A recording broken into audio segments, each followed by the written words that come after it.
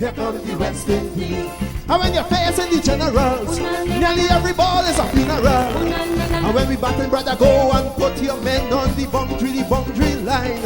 And if you give we a liquor, that is merely a hiccup. Look, you win the little battle, you lose the war. It's the same result every time. Everybody sing. Here comes the West Indies. Here comes the West Indies. Them rude boys gonna get you by degrees. Here comes the West Indies. I tell you now, here comes the West Indies. Here comes the West Indies. Them bad boys gonna bring you to your knees. Here comes the West Indies. Special request to the Trinity posse. And what about the Guyana posse? And what about the Jamaica posse? And a very good evening to you, and welcome to today's edition of West Indies Cricket 101, Sunday evening. And we are coming down to the back end of the Republic Bank CPL. I have to confess, this is the first year that I have looked at virtually every match, and I've taken an interest in it, partly because I've given up.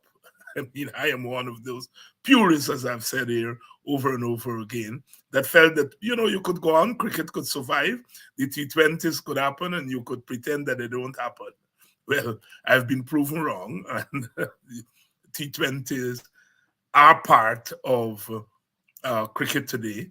And I find myself this year waking up early as I did this morning, and where I am, it's 10 o'clock in the Eastern Caribbean, it's 7 o'clock where I am. So getting up early and of course taking in the evening matches. So we're coming down to the back end. And I think there are things that we are seeing in the T20 cricket that could point us to our general cricket in the Caribbean. Some of the youngsters who are coming through this edition of the 2020, it gave us an opportunity to look at them and to see, in a sense, the depth of our cricket.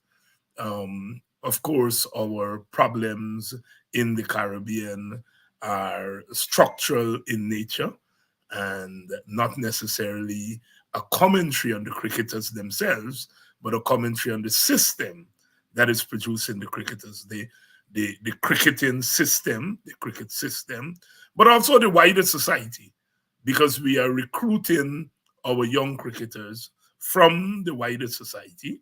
And CLR James, of course, taught us that our cricket goes beyond the boundary. That's where it begins. These young men and women are coming from our society, our Caribbean society. And insofar as we are saying that our cricket is in crisis, it means that our society is in crisis. And I think we would readily agree that our society is in crisis. I think we have come around to admitting that our cricket is in crisis. It's not about bringing the two together, the cricket and the society. And I think it will give us a better sense of where our cricket is. And our cricket will give us a sense of where our society is, because I think the two are interconnected. Very wonderful to see the crowds out at the matches, and there in Providence, large crowds, vocal crowd, very patriotic, lots of women and children. It warmed my heart to see them come out. It may be the greatest sporting party in the world, but it tells us something about this game, and what it means, what it still means for us in the Caribbean. Good evening to all of you. I know the Warriors are not playing tonight. Warrior Nation, I love that. I don't know who came up with that term, the Warrior Nation. I love that. I love the Warrior Nation. Some people will say that Warrior Nation needs to do some serious warring on other levels. The same passion that they bring to the cricket. They should bring that pattern to the politics, and our country would be a better place. But I have to say that I feel a sense of emotion to see our people out there in their numbers, African people, Indian people. You see Amerindians in between there and all the other ethnic groups. But it's perhaps the only place that we can find a space in which we can hang out together and really represent our nation, warrior nation. It's good to see everyone of the 15,000 people packing the stadium, and of course the Warriors did not disappoint. Two very close games, low scoring, but in the end, the Warriors prevailed and they're through to the playoffs. But like I said, I think we are seeing some things that we can work with. And I'll be talking to Dr. Adams and Basil Butcher this evening about what we are seeing in the T20 CPL this year. I can't wait for a Caribbean CPL. That's a CPL in which our players get to rule the roost. Of course, the CPL as it is now, there are some restrictions. You have to play foreign players. You have to play the developmental players, and it's good to see some of the developmental players, like I say, coming through.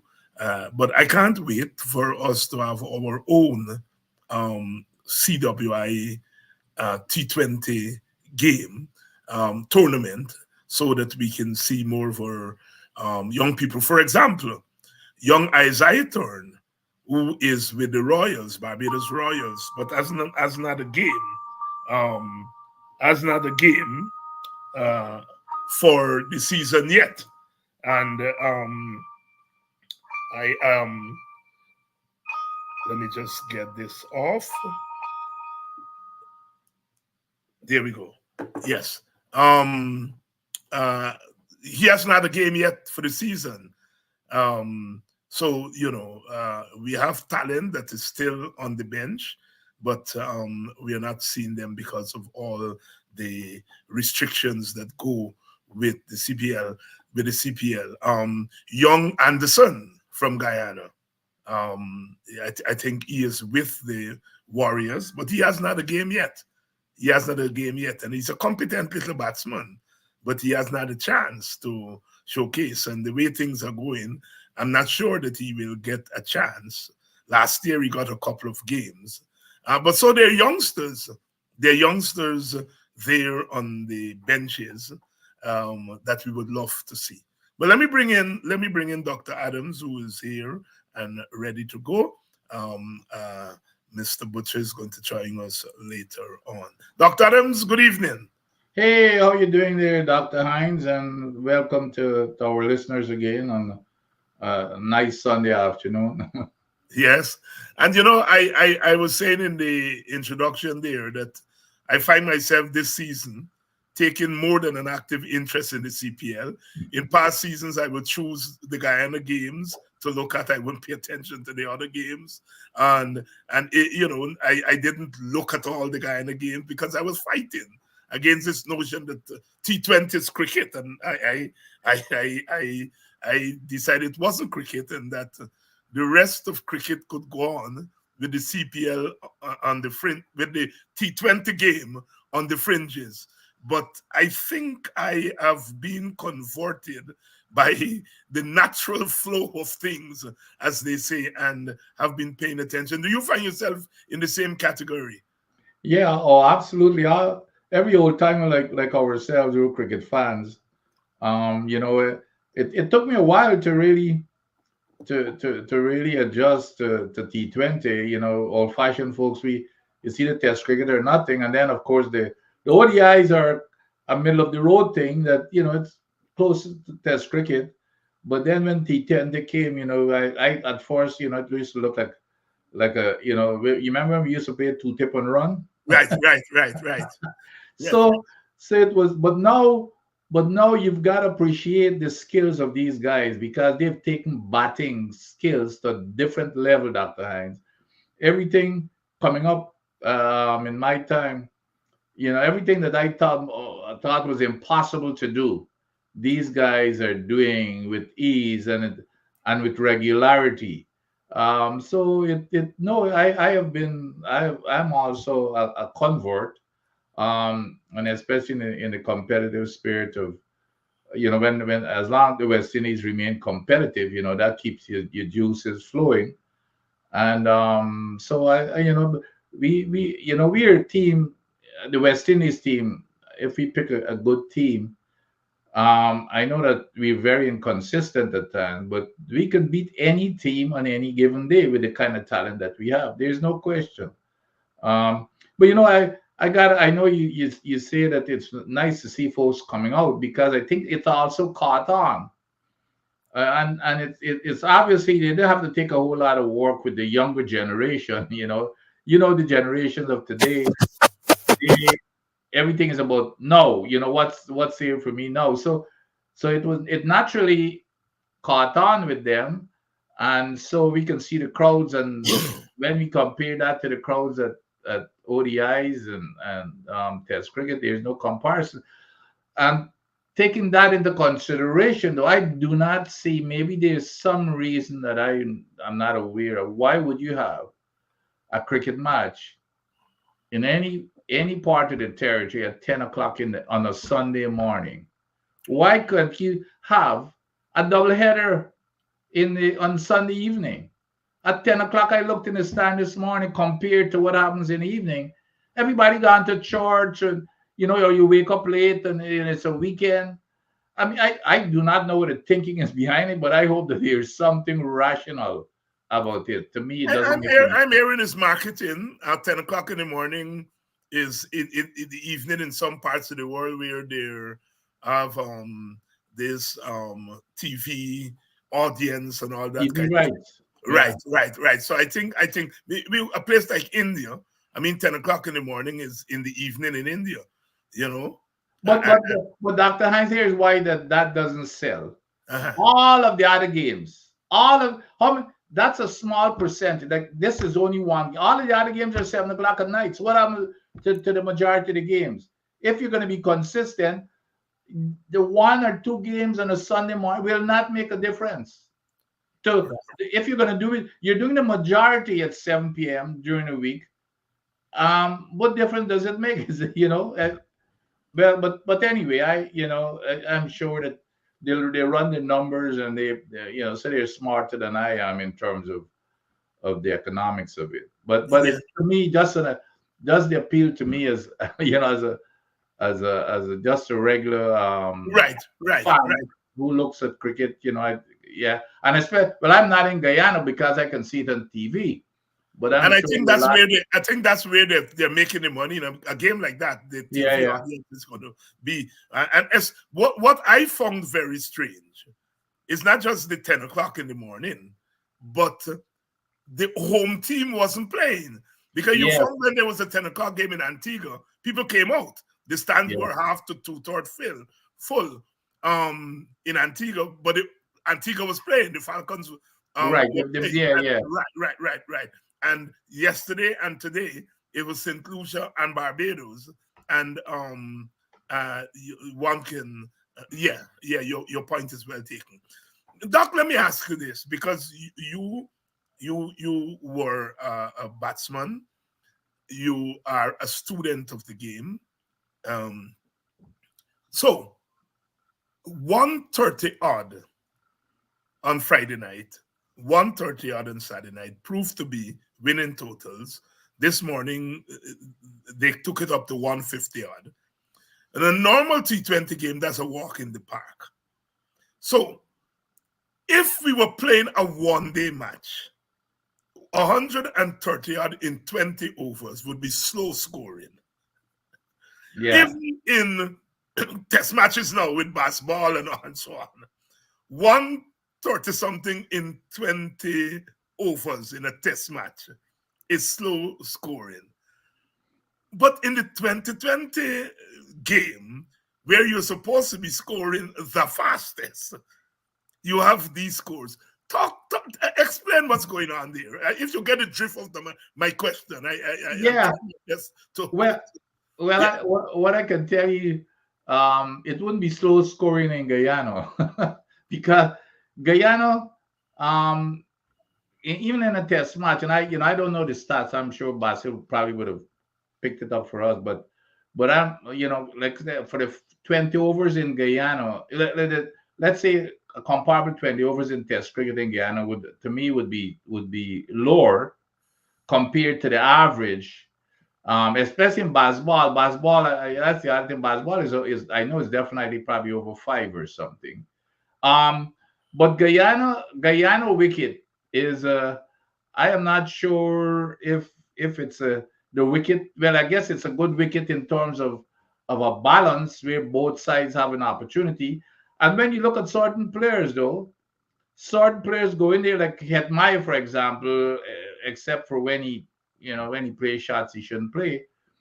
But it shows that if you play it right and you have that discipline to wait on a slow wicket, especially if you're playing off the back foot, you can make runs. But it's not the wicket that I as a batsman would want to play on day in day out. I prefer most batsmen like the ball coming onto your bat. That wicket, it turns, it bounces, and it's slow. Not a whole lot of batsmen, but you're right. It's in Guyana, 130 appears to be kind of slow scoring on a small score. I remember even in the game last night, and I can't remember who was the fielder that they had the mic on, and I think he said that hopefully he said that he's certain that they would be able to, or something to that effect, that they'll be able to chase 125. 125. Kimo Paul had said that, yes. Okay. Now, if somebody is saying that 125, which is what he's saying, 125 is a good score. Yeah. You know what I mean? And that caught me by surprise because, today, team made 160 something. And of course, that powerful Barbados batting team fell short. Could not make that. So Guyana is a different kind of a wicket. I remember we had a couple of scores at above 200 or something on other wickets. But Guyana is a different kind of a wicket, and but no, you made a good observation there in terms of what is par for the. If Basil was here, I would like to ask. I would like to Basil to pull up the stats as to what's the par scores on each of those wickets in the Caribbean. I would like to hear that for T20. Yeah, but I would like to follow you up because the wicket is not. It's not a St. Lucia wicket where the ball is bouncing and coming through, and both the fast bowlers and the batsmen have, I would say, an equal chance. Right. So it's not your Barbados wicket, but it's a turning wicket. And in the old days when you were playing, that's what Queen's Park Oval used to be. Absolutely. And we used to play 2 test matches. And I remember one Alvin Isaac Calitran used to be at home in Trinidad. I mean, there was something about his technique. So I'm saying these kinds of wicket call for particular kind of technique. And you made the reference there to Hetmaya when he's not giving his wicket away. It's as if he was batting on a different track from other players in that 63 that he made, right? Yeah. And clearly it's a superior technique. And look at that young man from Barbados that you and I were talking about before. Yeah. Playing on the same wicket this morning. Kadim Alin. And playing on that wicket and playing proper cricket strokes. He looked so much different. He was batting with Dickok. and even look more accomplished than the cock of the crease. I'm not saying he is more, but I'm Yeah. saying he was playing the ball in the V. He was playing the ball on its merit, and he looked a completely different batsman from the others. So I am saying, does this have something to do with technique when you come to play on wickets like the one there at Providence? Well, there are a couple of things. Mhm. Um, and everybody, we talk about technique, but you develop technique based upon how what wickets you play on as you come up. For example, the Trinidad wicket. I remember the very first time was when I played in Trinidad. I was as just a straight front foot player, and all the Guyanese batsmen in those days, you play front foot. You play in Trinidad. After the fourth game, I had to adjust and play off more off the back foot. I never used to cut because we were taught not to cut, but in Trinidad, you learn to cut because you're playing off the back foot, you're getting time, so you cut in your back drive rather than driving off the front foot. Because when you drive off the front foot, the ball will stop and even take the outside edge or inside edge or whatever. But here's another big difference, Dr. Hines, that I don't think that a whole more enough attention is paid to it. The other thing where styles have changed dramatically is the DRS, the new DRS rule. In my time, anytime you play on your front foot, you used to play with your bat as a second, your pad as a second defense. So as long as you stretch out in your front foot, there's no LBW. You ain't getting no LBW.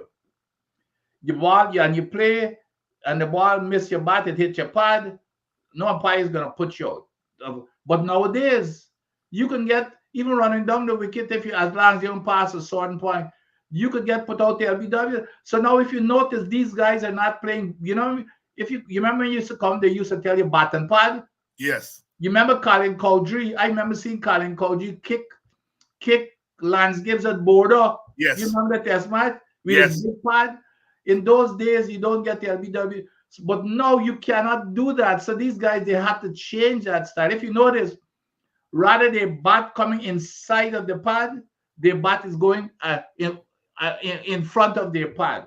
So it's that technique now that has changed. So I'm always very careful when I compare styles or technique in the past compared to technique that we currently have here. But you again, another good observation in terms of the Trinidad wicket, where it used to be slow and a turnout, even the Barbados wicket. Now the Barbados wicket is, even now it turns. It never used to do that in the past, but now in some cases it becomes a spinner's wicket. But I think when we compare the past with the present, I think that's a key factor in terms of bat and pad and this DRS. And I don't think a whole lot of people pay attention to it, but it makes a big deal, because I was even asked myself the question, when you look back at the stats of the great players, the Canais and the Butchers and the Garfies, Sobers, and all those guys who played front foot, bat and pad, and I wonder how of course those guys, I'm sure they could have adjusted, but so even when you compare the stats, you gotta say, well, okay, I wonder how many times they would have been out there BW in today's time. Yeah.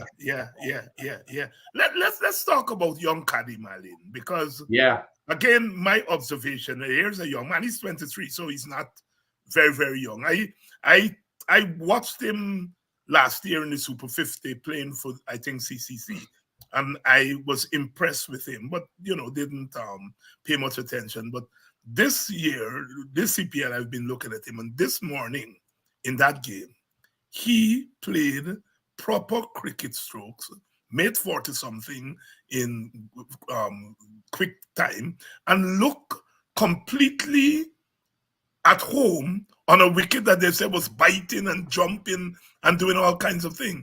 You took a look at him, your impressions. Oh, I brought him up. You remember last week I brought up his name, and I asked you guys. I said I've never heard of or seen of this guy before, and lo and behold, today he really impressed me. And to be honest, I don't think this is from my eyes. I don't think I need to say anything else. He should be in the West Indies mix in the in the 15 or whatever when they pick a team. There is no question in front of Charles and all those. So because the point, he can do everything that Charles does in terms of getting up there, and because Charles basically swipes. But this guy, and you're right, and Charles, a lot of times Charles appears to be at sea with certain moving deliveries and spin and that type. This guy, you look at him, he's a batsman. And then so I got curious, and I know that you did the same. I got curious. I said, let me go, since I don't know anything about this, let me go check his stats. And lo and behold, the guy has played 8 first class matches. He averages 30 something. By the way, he averages 30 something too in first class cricket. So, which he hasn't played in a decade. Right. but the guy is up there with in terms of first class, and in first class cricket, which is the 4-day games, he averages 30 something. Yeah. Out of in his 8 matches, I think he has 4 or 5 50s. 50s, right? And on top of that, his high score was 93. Yes. And then he has a strike rate now, a strike rate in first class cricket, which is incredible, of 90 something, 92, I think. That's incredible. But when you look at him, you see why. Because he bats the same way probably in first class cricket. Like today, he played some really nice. He played 2 cover drives. Oh my God! That was just. I don't think anybody else could play them any better. But you see, and I know everybody. He looks big and strong, but it's more about this timing. It's his timing. It's how easy. He just goes. His foot is in the right position, and he just with an easy swing. It's easy to the eyes, and the guy is only 23. I think they need to bring him up right now, because if you look at the top of the order right now, he could compete with, well, besides Hetmeyer and Puran, and he could compete with anybody else for those positions at the top of the order. So I hope that they move him up and bring him into the mix. Just like how they did. Of course, he proved himself in Test cricket to our fast bowler Joseph. They're keeping him around until he learned. I would bring him up into the mix, and as a matter of fact, I would even play him. He can do worse than the results we've been getting from those at the top of the order. Yes. Hetmeyer, 60 something on Friday night. Last night came in, muscled 2 sixes, gave it away in customary fashion, hitting towards deep mid wicket, cow corner. Your thoughts on his performance this weekend? Well, first of all, let's start. Well, I think we're all happy that we can see a change in Hetmeyer in terms of his attitude towards the game. We're seeing it is a major change, and I think we've discussed this before. The dropping probably had something to do with it. We're not seeing he's not coloring his hair. He's going out there. He looks very serious. And then he scratched. Remember the inning that was very important to him was that 32 not out that he made, 32, 31, whatever the number is. And then I think it was the next game when he came back and made the 90 something. But now I believe he's gotten so overconfident. He's gotten back on top of the world. You get kind of arrogant. And when I say arrogant, I mean it in a positive manner.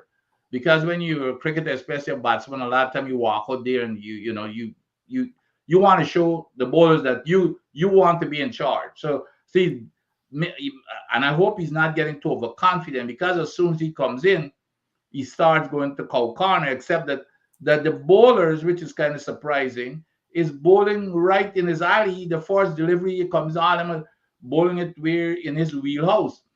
And every time they go wide away from him, going, just let it slant away from him. As long as you go wide, he's still trying to hit it to cow corner. And he's got to stop that. And that's the difference. If you notice, Puran would take those over extra cover or long off. He's got to stop doing that, because bowlers are figuring him out. And, and another case where he can't play those shots. He can play those shots through covers and extra cover and that type of stuff. But he's got to cut out that trying to take everything through or else it's easy. It's an easy take for bowlers. All you got to do is bowl it and let it slant across his body wide in the off stump. I mean that's basic physics. You can't. There's no way. I don't care who you are to bring it back on the other side. But the guy is no question. I'm glad that he's back, and he's gonna be he's gonna be part of the foundation now of the hopefully of WI T20 team. All right. So we heard from you what he continues to do wrong, but what is he doing right? Oh, Quite apart from the Collier, and he himself says that he's smiling now. He's enjoying his cricket. He's at a good place. In your estimation, what is he doing right cricket wise? well, you can tell that the guy is. I think he's come back to earth and he's enjoying cricket. To me, you can tell. Even his demeanor in the field and everything. If you can even look, he's lost weight, but you can see his interaction with the players after every delivery. You would be talking.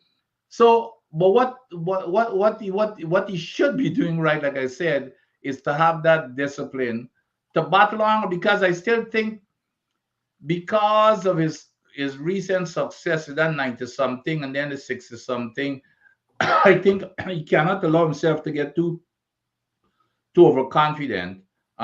Because he's got the ability. If admire bats out, the guy is so talented, and he can. You remember at one time when Hetimayo was Hetimayo. Hetimayo would come in and he would tuck. He's got a feel. He would just tuck at four. You tuck around square leg and and now, but from the first ball he wants to go, he's got to be careful. But the thing that he has right now he's doing is his confidence. It's his confidence. And the one thing he can't allow to is to let that confidence go. Because confidence, when you're at that level, confidence is like over 99% of your batting. When you go there, you want to be confident that, hey, you know what? I'm in charge here. But you cannot, if you fail for a few times and that confidence leaves you, which is where he was before, it's going to be dangerous. So he's got to have that balance between that discipline and the confidence. Puran has gone off the pale somewhat. Yep. What's happening there? Well, again, we know that these guys have the talent, but a lot of times when you lose, look, you remember the great Kohli. You remember at one time Kohli had a big bad patch, and all it takes is gonna take for those guys is just one good big score to bring that confidence back, and that's all it's gonna take. I don't give up on. If I see your attitude, like where Hetmyer was when he was doing things and then of course we know that his cricket was damaged by IPL when they were putting him to develop this psyche in him that somehow he's a finisher. So his only job was to come in and face 10 deliveries or what it did. But I think he's back out of that now, where he's a batsman in the team. He's batting high up in order, so that has changed him. So Purano, I think it's just a matter of when he doesn't have you see the thing is that times when you see when you've lost confidence, you're not getting scored every time you go in, especially when you regarded as this world class batsman. It's a lot of pressure on you. You're afraid as hell to fail every time you walk out there. And so hopefully he's gonna get a big score and bring himself back in line. Just like you remember Kohli went through the same bad patch. Yeah. Shehop? Well, Shehop is just about the same thing that because he's one of my favorite players, by the way. And not only Shehop, we've got King. I always believe that King and Shehop are my two classic style batters that I think should be playing in all three formats. Should be playing Test cricket and one day cricket. Yeah. Both T20 cricket. Anyhow, let me hear you. I agree. But again, well, King is of course he's coming off he's injury and stuff. But I believe Shehop is in that same situation where he needs a big score. And the thing is that time, you see, when you go out there and you're scared to fail, and especially if you see they've got some other people who are making runs, you're becoming even more worried about, well, okay, my position is at risk and that type of stuff. But and then, so when you go in, you're trying too hard, you're overthinking things. But I think Hope also will come back as soon as he get a good score under his belt. I think he will also come back. So Where should Hope be batting in T20? oh, I Ideally. either if we've got in T20, I want my best batsman to have the. But so in let's say in the West Indies team, I would King and Hope to me, and with them mixed with our boy Mears. To me, that's where I put let them compete for those opening slots, because now with Hetimaya coming back, I don't want Hetimaya nor Puran to be batting lower than number four. Three and Okay? four. Three and four. Three and four. Three and Three four. and four. Three and four. So Three and four. put those three. I know this other by Allen is in a mix. So let them fight like King. Now, well, right now for me, it's King and Hope at the top. And Yeah. then you've got Puran, Hetmayo, and of course the rest. But I would have him open out. I would that opening slot. I would put him and and King open, or put one of them, either King or Hope, because I always have the two of them on Right. equal Right. time. Right. And I would use, if I would have, if we need somebody to go and like this boy Allen. I love this boy Allen to play that number two role, with a King or a Hope, who should be around. So he let him go and play his thing, and especially in the 4 6 overs, to keep the score going, while the King or Hope stay around.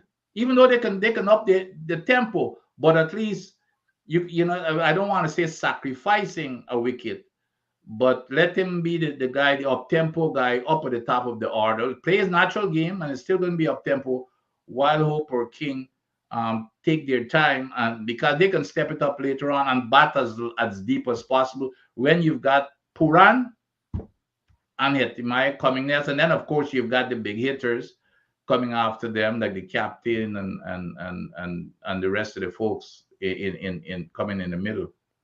Shamar Joseph was a revelation in the couple of matches in Guyana. Talk to what you're seeing there. Well, no, this is not anything that I didn't anticipate, but what if you remember when I predicted, when I said, when he came back from Australia, I said I hope they're not gonna stick this guy into T20 cricket, because it's a totally different ball game.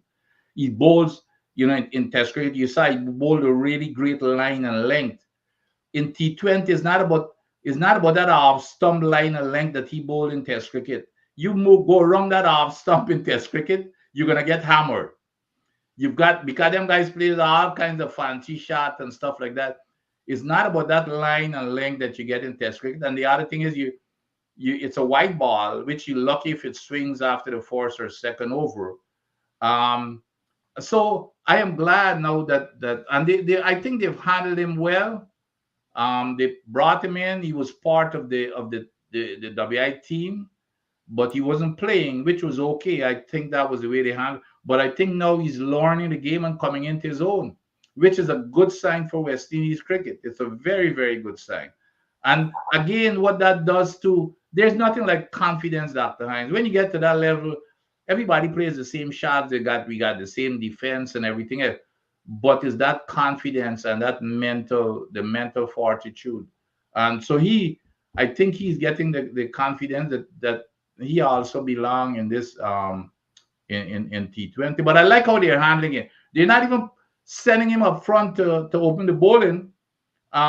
With where you've got in that 4 6 overs, at least right now, because that can because remember where the fielders are, there's not a whole lot of defense, and if you've got that kind of a pace and without the experience, I mean, ball just fly all over the place, and next thing you know, he get hammered, and he loses his confidence. So I'm glad how he's coming around.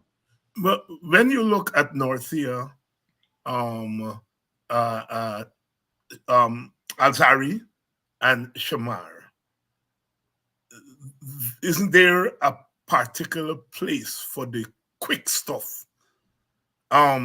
If you use them creatively. As you observe, they're bowling Joseph at around over 14, 15, and perhaps that is the right strategy. But as you look at Nortia and you look at Shamar and Alzari, do they justify the role for the really quick stuff, but you have to use them creatively? Absolutely, without question.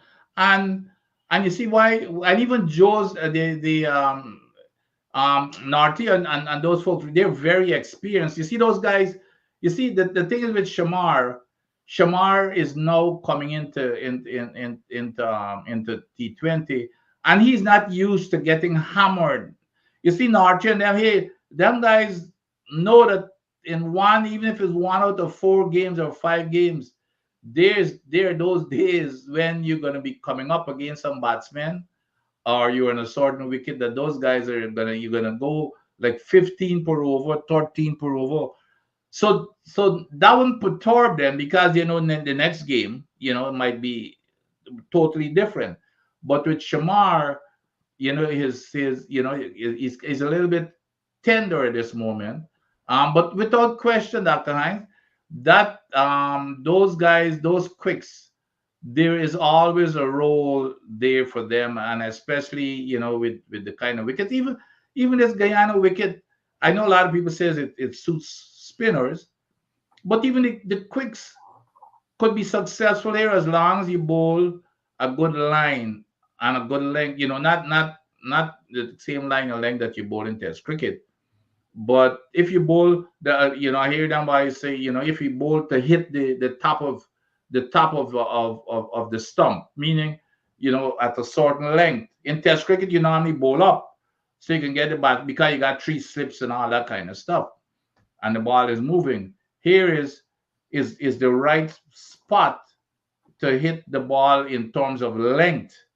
That makes a difference. If you got the pace, and even a lot of times, if you notice, even a lot of times the bumpers, the short pitch deliveries, are getting wickets, and if they, at the minimum, they're not scored upon that often, except that you got them scoop shots and all kinds of stuff. No, Right. there's no question that pace has a place in T20 also. Yes, we have to lose them. I mean, there's no doubt. I mean, they uh when Shamar cleaned up, got 3, I think it was last night or the night before. Clearly, people like Ryan John and them couldn't handle the pace. But you see the other thing too, Doctor. Yeah. The one thing that when I look at Shamar, and I hope that they teach him, is that slow delivery. Let me tell you something. In my days, we never had that type of stuff where with the same speed of your arm and action, and just with your finger, you roll it from the back and all kinds of. That's the one delivery that somebody like him has to have as a weapon. Narty and those folks, they've developed it. So I'm hoping that he develops that, and if he develops one that it would be very, very beneficial to him, without question. Is Trinidad beatable? Oh yes, yeah. Well, we saw them the other night. And I don't even think that Trinidad is the best team. We will catch you in.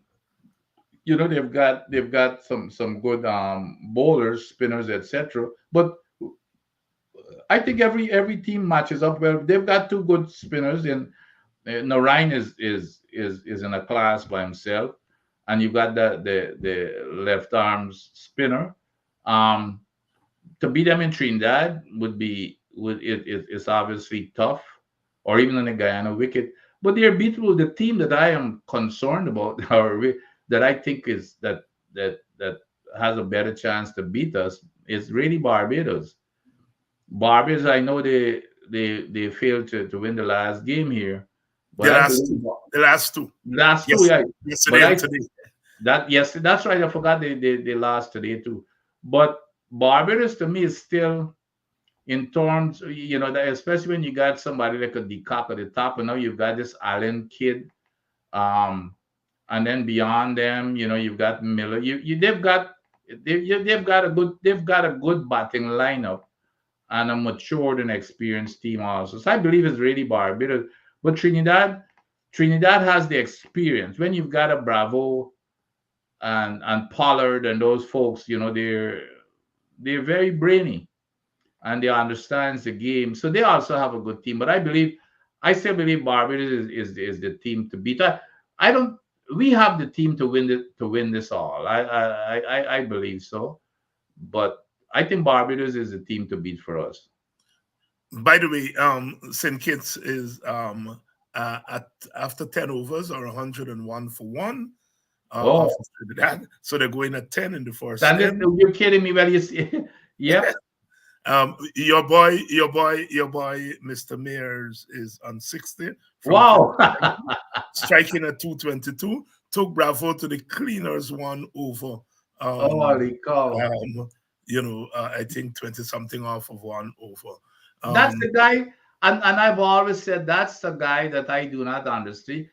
He should be around. I don't understand why they don't keep him around that team. well, listen, I was looking at it last night, and I was saying, look, we've got Holder, we've got Mayers, we've got Dre Ross, we've got our boy Shepherd.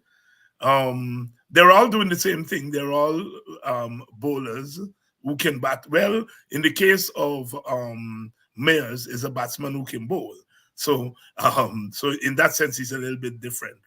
But we have these fast bowlers, these all rounders, and he's competing with them. He can also, as you say, compete to bat at the top of the order That's as well right. as an Yep. opener. So that's where he's different from Roslow Right. Right. and Shepard, etc., etc. But I think that the issue is where you're going to play him. I still think that he is an underestimated bowler. I really do think so. You know, I think so too. But I do not even consider him bowling when I say that he should be in the team. Mhm. There's no question that he should be at the top there. Like I said, now with him and King or Hope at the top of the order, and now we've got another guy, of course, who's going to compete with him, this Allen kid. But that's where I put him. Now the bowling, if I can get the 1 or 2 overs, that's fine. But I'm not picking him as a bowler. I'm picking him at the top within that 4 or 6 overs for us to up the tempo while King or Hope hangs in there and play their normal game. Give them the leeway to play their normal game and stay there as long as possible, and to accompany the Hetmai and the Puran, because when Puran and Hetmai come, that tempo is going to continue. But you still want a Hope or a classic type of a player to be around. So I think, but what stunned me though, Doctor, was when he was not even picked in the 15. yeah, That was what stunned me. yeah. Which brings me to the other point I wanted to talk about, and that is I noticed Rex Pereira in a post on Facebook this morning is bemoaning the same thing, this matchup thing, where your off spinner can only bowl if left-handers are there, and your left arm spinners can only bowl if right-handers are at the wicket. Are we overplaying this matchup thing? A bowler and off spinner should be able to bowl to both left-handers and right-handers. I mean, the off spinners that you played with, that played after you, that played after, they bowled against all batsmen. And Absolutely. so are we overdoing this matchup thing? And without question. And I hear it all the time. Even these commentators, they probably I can't remember if I hear a batsman commentator saying the same thing. But and again, look at the example of a Hetmeyer. Who's been getting Hetmeyer out? And all they did. Now, when they bowl, if you bowl the wrong line or in the wrong place, obviously.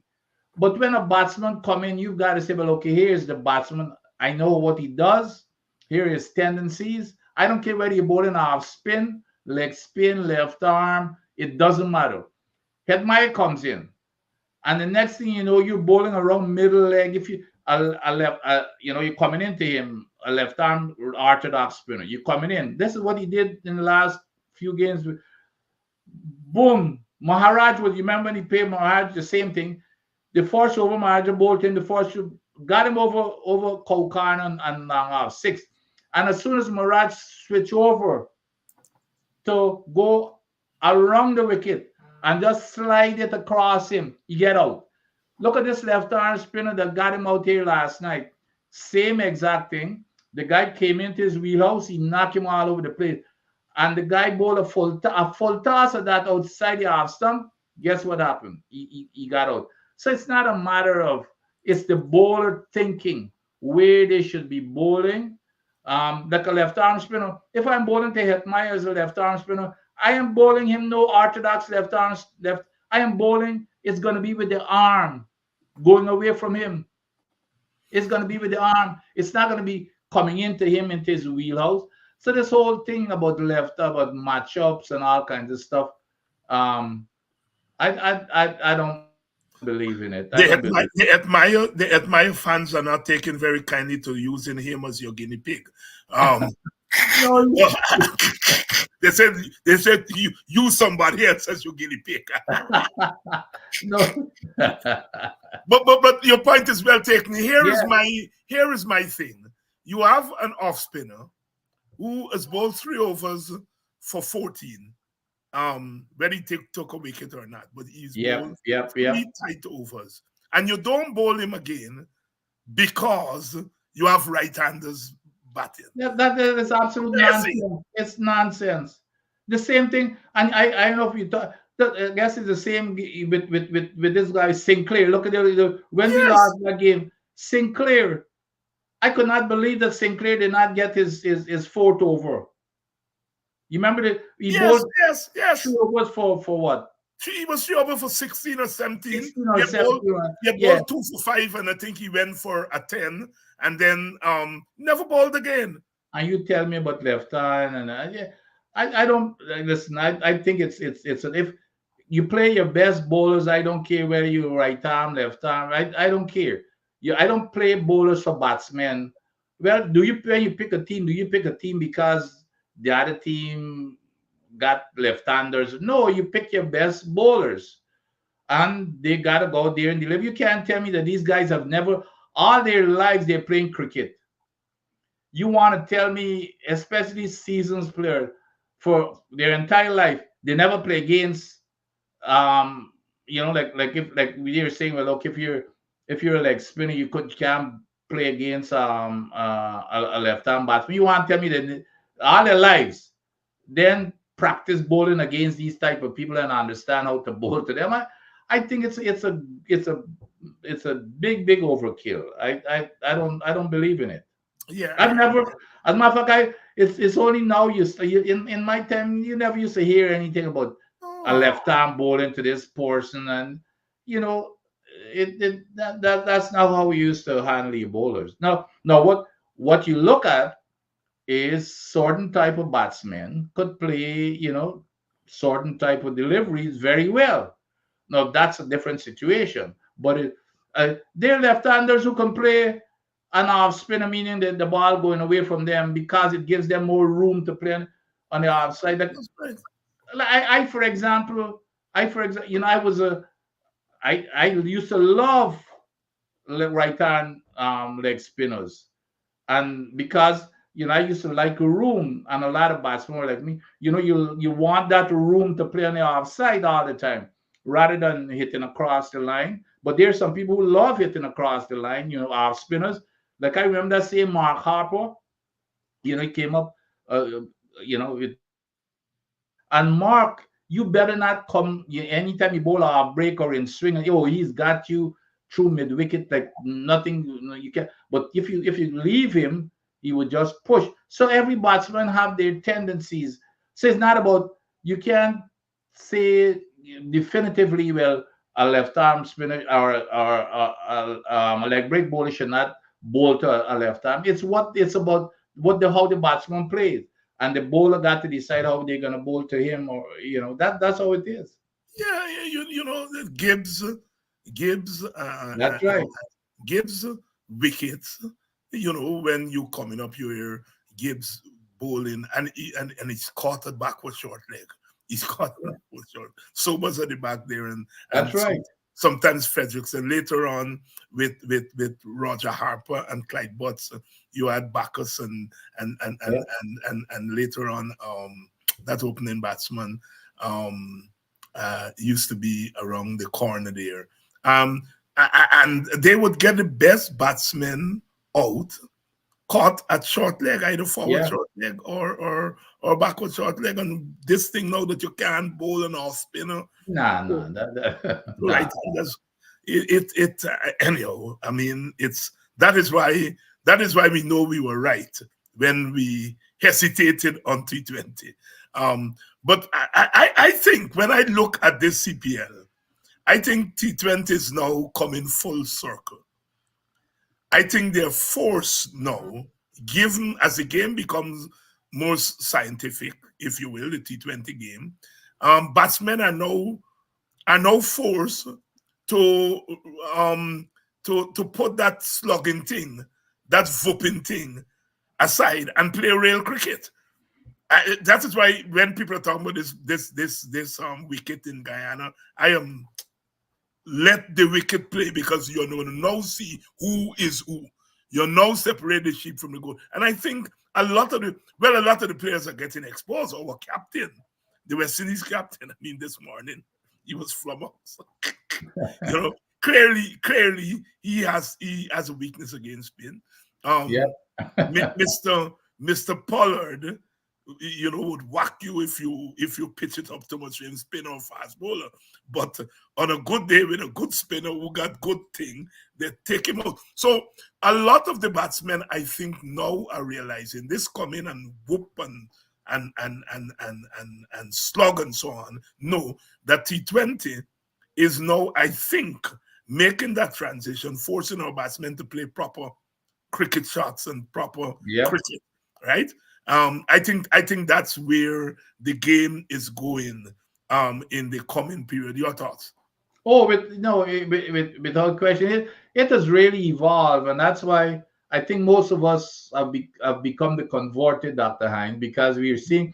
I remember when T20 just started, it was really just whooping, because, and then people started getting creative in these creative shots that they started developing that a lot of times I think defies science. At least when we used to learn to play cricket, it just defies stuff that these guys do. It makes me cringe sometimes, but it's just natural. Like this reverse sweep and stuff like that. Oh gosh! But anyway, no, you're absolutely correct. But cricket is cricket. If you play it to the wicket.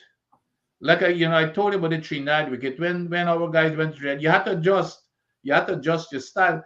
I remember as a youngster, when I was playing in the Benson Hedge, my very first tour to Barbados, Clyde Walcott, sat with me, and Clyde said, he said, Vince, I know that you're a front foot player, you're a pure front foot player. He said, but be careful. That Kensington wicket is no border wicket. So he said, I don't want to change your style, but I just want to caution you and warn you that when you go to Barbados, not Kensington wicket, be careful, keep your eyes on the ball, don't change your style. And I got there just listening to that little advice, and I got there, and I was the most successful batsman in that series on that hard Barbados wicket. But it was because I adjusted. I didn't adjust anything, removing my style. but I adjusted in terms of how I how you move, and it's different because you normally would at border you can drive through the line and that type of stuff. On Barbados you better get, because you're getting more bunks, or you're on. And I remember in those days, Doctor, I remember the very first game we played in Barbados, and I had a Gary Sobers boots, and a Gary Sobers boot, the spike used to be a real spike. I mean, it's sharp as heck. And when we walked out there to spin the toss, myself and the late Keith Aaron, Keith was the captain and I was the vice captain. That Gary Sobers boots was sliding on that wicket, sliding. It was like concrete, a brown concrete. And I said, gee, never seen anything like this before. So now I'm worried. So Keith won the toss, and Keith asked, he said, so what are you going to do? So I said, because they had a guy named Hallam Mosley that was terrorizing the other team. Mm-hmm. So I said, and there was because I was the batsman on form, and the newspaper say, oh, Hallam Mosley is going to pick off my neck and all kind of stuff. So I turned to Keith. I said, Keith, let me feel. Self-preservation. let me feel for see how this wicket played for you. And we feel, but we won the game on unfortunate. Well, I made I think like, what, 60 something or 70 something and 40 something not out in that game.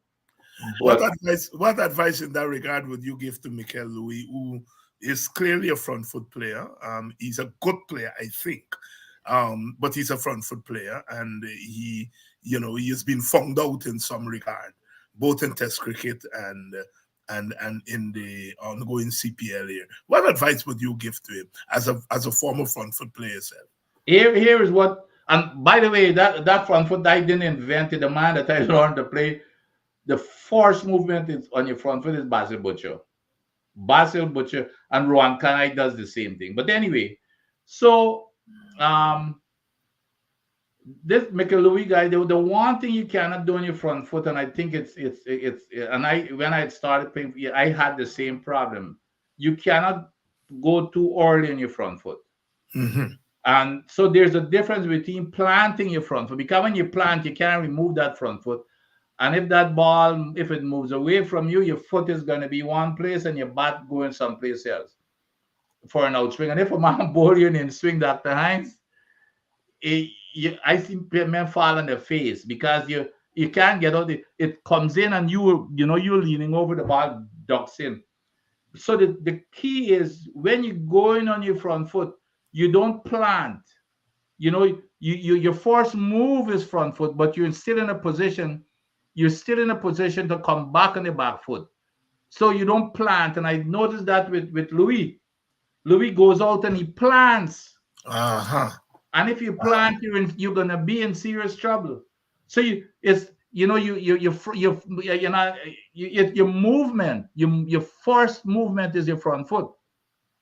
But it's not meaning that you're planting. You plant. You got to be nimble. Yeah. You're kind of sliding it over, but then you got an opportunity to come back if it's short. But you commit, you're kind of committing to your front foot. However, if it's short enough, you still got time to come back off your back foot. But you're not. When you plant, you're done. When you plant, you can't change. You can't change anymore. And I believe that's where he's gotta. I would never tell anybody not to play off their front foot. But the other thing that he's got to watch, I don't know how many times he's gotten out LBWs, because when you play in your front foot, obviously, which was the past way of doing things, you tend to play. But the one thing when you play in your front foot, you normally want your bat close to your pad also, so that you don't leave you don't leave a gap between your bat and pad. Right. When you play in that front foot, you gotta have good judgment too as to where that off stump is, which is also important. Where is that off stump to leave?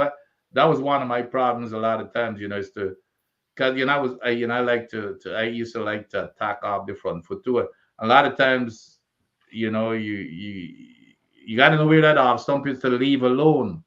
But that would be my advice: is not to plant. It's not to plant. Is to just. You move it. That's your first movement, but don't plant. Who's going to qualify in the top two we now know the top four, the playoffs. Trinidad still hasn't gotten there yet, but the chance of them getting there is very close to 100. Who you back for the first two? Because that's what's going to play out in the coming week. I still believe is Guyana. Guyana will be there. I don't think I have any doubts that Guyana will be there. It's going to end up with the big three. And it says they're fighting for the number 2 slot. You found what number 1 and 2 because that gives you a second bite. Remember you? Yeah. But what I was saying, the number 2 slot, I believe Guyana is going to be in one of the. Guyana is going to be up there, and then I think it's going to be the fight between Trinidad and Barbados. But I still believe that it's going to be Barbados coming in that top 2 with Guyana. All right. Well, we'll know. By next week. This time we're gonna know that. Dr. Adams, thank you very much. And same here. Yeah, I'm gonna see you next week. Yeah, definitely. Like Basil give up on me this week. Right? Yes, I don't know. I haven't checked my message yet. He probably got caught in traffic there. But I'll see you next week. All right, good. Take care. Yeah. And thanks to you all, the audience, for staying with us. We have a lot of cricket. St. Kitts is playing Barbados now. It's 131 for 3. And they're going at close to 10 per over. So go on over and enjoy a good game. And I will see you all next week, Sunday, when we should have confirmation as to who is going to play whom in the playoffs. Thank you all very much. And Guyana all the way. We have to go. We have to go with the flow. Thank you.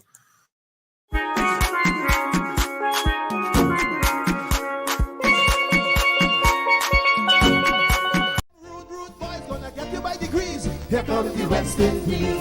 And when you're facing the generals, nearly every ball is a funeral. And when we batting, brother, go and put your men on the boundary line. And if you give we a liquor, that is merely a hiccup.